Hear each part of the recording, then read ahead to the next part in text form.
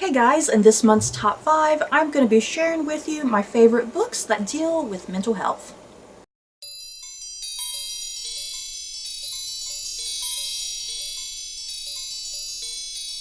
So, mental health, that is a big subject, kind of a popular subject in some ways because it's very interesting to kind of read through a character's perspective, you know, with whether they have depression or schizophrenia or obsessive compulsive disorder or just something. You know, there's so many mental health issues out there.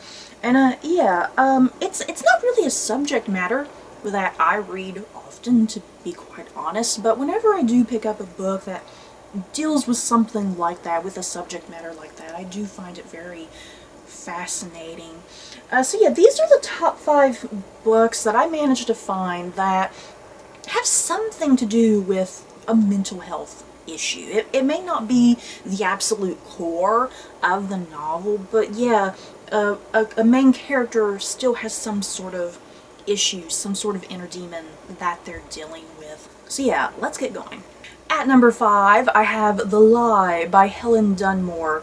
Now, you may have been on my channel recently, and I did a book review for this, and I didn't particularly like the book that much, but if you did watch my review, what you may recall from my review, what I did find the most interesting about this book was the main character's PTSD, post-traumatic stress disorder. So this is a book, it takes place post-World War One. The lead character, he's come back from the war, and he's definitely gone through some things, he's witnessed some things, and yeah, this whole novel is his journey as he's dealing with his trauma. That's kind of how it's referred to, you know, before it was called PTSD back in the day. And yeah, like I said, I didn't particularly like this book that much because I just don't think it was executed very well. But like I said, I loved what Helen Dunmore did with the main character as far as portraying his PTSD, because she portrays it in such a way that's very believable and very tragic and very frightening as well. You, the reader, you're kind of terrified at times, and you kind of feel trapped in the head of the main character as he's going through some of his issues and whatnot. So yeah, that's why I put this book on this list, despite that it wasn't a book I particularly enjoyed, but I still loved the depiction of PTSD in this book. I think it was incredibly well done. And PTSD is just one of those subject matters, you know, sometimes an author will not have enough of it, you know, they won't have enough of it, they kind of brush it to the side, they ignore it, or yeah, or some authors, they kind of go over the top with it, and I think Helen Dunmore had a really fine balance of how she portrayed this type of mental illness. At number 4, Elias Grace by Margaret Atwood. And I decided to put this on this list for a couple different reasons. This is a book, it takes place kind of the late 1800s. It follows a young woman named Grace Marks, and it is a true story. It's historical fiction, but it is based off of a true story.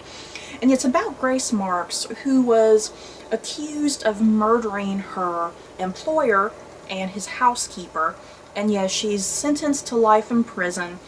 And years later, this doctor, who's kind of, you know, he's in the field of mental health. You know, mental health is kind of on the rise, psychology and whatnot. It's kind of just getting going during this time period.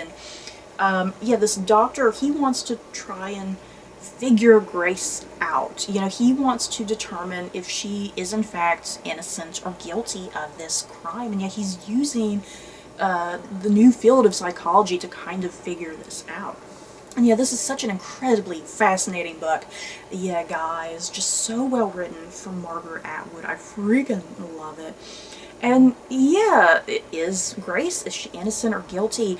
Was she suffering from some sort of mental health issue, you know, if she did commit the crime or not. And yeah, there's definitely the suggestion of possibly schizophrenia. It's never directly mentioned that way, but as you read, I mean, you kind of start to wonder, was Grace possibly a bit schizophrenic? You know, it's very interesting to ponder. And yeah, just so well done. I'm always fascinated with early psychology. There's just something very interesting about it, you know, because psychology has just made leaps and bounds through the decades, and it's just incredible where we're at nowadays, and just it's so interesting to see it here in the late 1800s. And yeah, people look at early psychology as strange and weird and like, oh, that's not helpful. Why are you, you know, why are you using science to try and figure a person out, and this and that, you know? So yeah, definitely an interesting book if you're interested in early psychology. At number 3, The Little House by Philippa Gregory. This is one of Philippa Gregory's rare books that does not take place in a historical setting. Shocking, isn't it? This is actually a book that she wrote somewhere in the 90s, so yeah, it's a contemporary book. It's about this young woman. She gets married, she has a baby, but she has to deal with the annoyance of her mother-in-law. And on top of that, where the mental health kind of enters this book, the main girl, Ruth is her name, she's also dealing with postpartum depression. So there's a lot going on. She's dealing with her postpartum depression, she's dealing with her very annoying mother-in-law. And yeah, this is definitely a very, very feminist read, and this is the type of book that I would suggest for book club readings, because you're presented with 2 points of view in this novel. There's Ruth. She is a new mother. She's someone who wants to go out and work, because that's what she did before she got married and had a baby. She had a career, she worked, and yeah, she's kind of struggling with that. So there's that side. Ruth is a modern mother, but then her mother-in-law is very conservative and very traditional. She's kind of part of the old belief of, oh, women shouldn't be working when they have children and whatnot. And yeah, Ruth and her mother-in-law, they have very clashing opinions about how to raise and treat a child. So yeah, a very, very fascinating subject. I love this book so much. And yeah, I think the postpartum depression is treated very well in this book. I think it's very believable. And you definitely sympathize with poor Ruth as she's going through all of this. At number 2, A Tale for the Time Being by Ruth Ozeki. Whew, this is another favorite book of mine that I love. This is a book, a contemporary, right? Yeah, this is a contemporary book. When the novel initially opens, you're following this writer. Her name is Ruth. I think it's supposed to kind of be Ruth Ozeki to some degree. But yeah, you're following a writer named Ruth. She's kind of strolling along on the beach, and she finds a Hello Kitty lunchbox, and inside she finds a diary from a young girl named Now. So essentially what you're getting, you're reading the diary of this young girl named Now, and yeah, you learn a lot about this girl. She is dealing with so much. The novel deals with depression, it deals with suicide. Yeah, Now she's facing her own issues. She's dealing with her father's issues. Her father is up to a lot of strange, weird things. Yeah, it's hard to talk about it. There's so much. You don't want to sit and give away too many spoilers and whatnot. But yeah, it's definitely about this girl's her journey as she's trying to grow up and deal with her family, deal with herself. And yeah, you're pondering, one of the big things you're pondering throughout this novel, because she's thinking about committing suicide. So throughout the novel, you're kind of thinking, did she or didn't she? And so that's kind of a very, very interesting thing about this, because yeah, how did Ruth get this diary? Did she get this diary for a reason? What's the purpose? And yeah, it's very, very, very good, you guys. And Ruth Ozeki, I love Ruth Ozeki's writing, just so well done, so beautiful, so descriptive, very emotional and captivating. I want to read this book again right now. Oh, and yeah, another issue. I almost forgot. I need to add that in there. It's definitely a novel about bullying, what bullying does to a person, because now she's also a transfer student. I'm trying to remember what Asian country. She lives in some Asian country, and then I believe she immigrates. God, does she immigrate to America or Canada? I'm seriously trying to remember. You guys, I can't remember all the details about this book, but yeah, it's about her being bullied in school for being different and whatnot. So yeah, a lot of issues that this book is dealing with. And at number 1, The Silver Linings Playbook by Matthew Quick. This was one of my favorite books that I read last year in 2017. This is the story about Pat.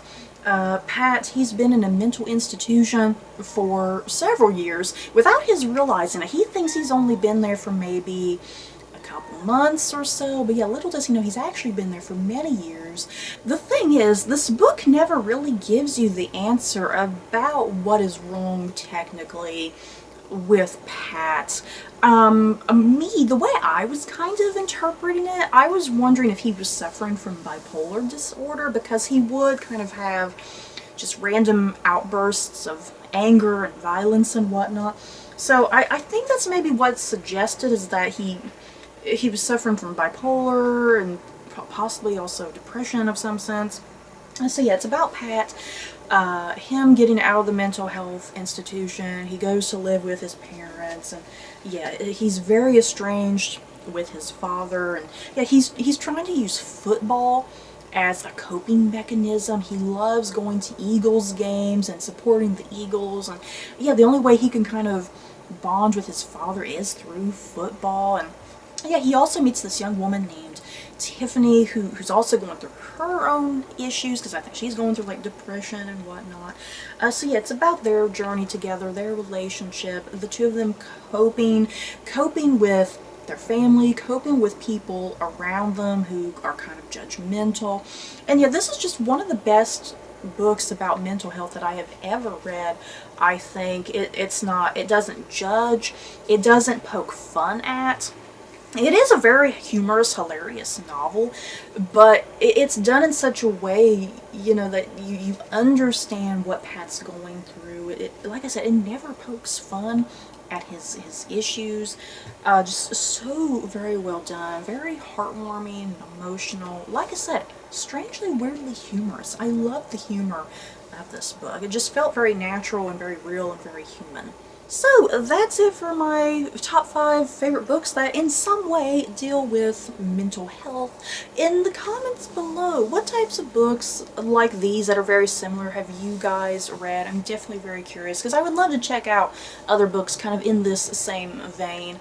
So yeah, don't forget to like, comment, and subscribe. And if you like this video, you may like these other videos. Bye guys.